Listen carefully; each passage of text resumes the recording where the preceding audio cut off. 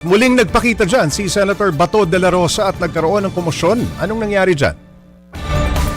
Pag James, sa timeline lang ng impeachment, nakadepende again yan sa magiging liderato. So wala pang sinasabi si Senator Cayetano bilang bagong Senate President. Yung kay Senator Bato naman, kanina, dumating siya pero nagkagulatan ngayong mga tao sa session floor, maging tayo na personal natin nakita itong senador. At ang una niya pang sinasabi, kino-call out niya yung mga security officials daw, especially from the NBI, na nagkaroon ng harassment or assault daw na nangyari dahil pinipigilan daw siyang pumasok sa sesyon, whereas gusto lang daw ng senador na bumoto. Yun nga, dahil nga na-raise na ngayong motion na nais magkaroon ng leadership change.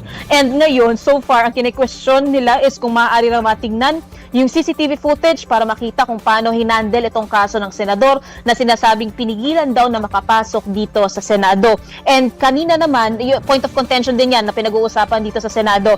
Yung isa pa si former Senator Solly Trillanes, dumating din dito, hawak niya ang umano'y arrest warrant daw ng ICC, na hawak na rin daw ng NBI. At ang rason kaya nandito si former Senator Trillanes dahil hinamon daw siya ni Senator Bato dati na samahan yung aaresto sa kanya. Sabi ni Senator Trillanes, hihintayin niya raw na lumabas itong si Senator Bato. Pops J. Ayun, ang sabi pa nga ni dating Senador Trillanes, may warrant of arrest na para kay Senator Bato mula sa ICC. Anong tugon dito ng Senado? Sa ngayon, Pops J, kasi ongoing pa yung session. Ang isa pang na-elect na sa posisyon ng mga senador si Senator Loren Legarda ang manunungkulan na bilang Senate President pro tempore. Hindi pa natin alam kung sino yung uupo na sa ibang mga posisyon pa dahil nakadepende pa rin yan sa magiging flow ng session ngayon.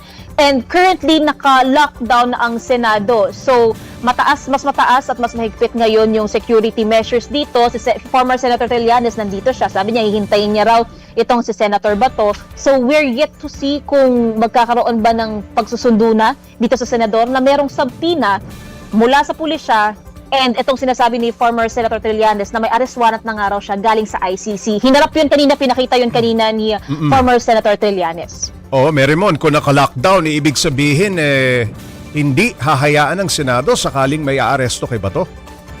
Hindi, Pops J. Ito ang sinasabi nila, ang sa nakausap natin, ibig sabihin lang nito, mas mahigpit nilang titingnan muna yung lalabas-pasok dito sa Senado. Though walang pa tayong ibang impormasyon kung may instructions ba, nakaharangin nila yung pag-aresto. Kasi una nga, merong ang subpoena itong senador mula sa pulisya.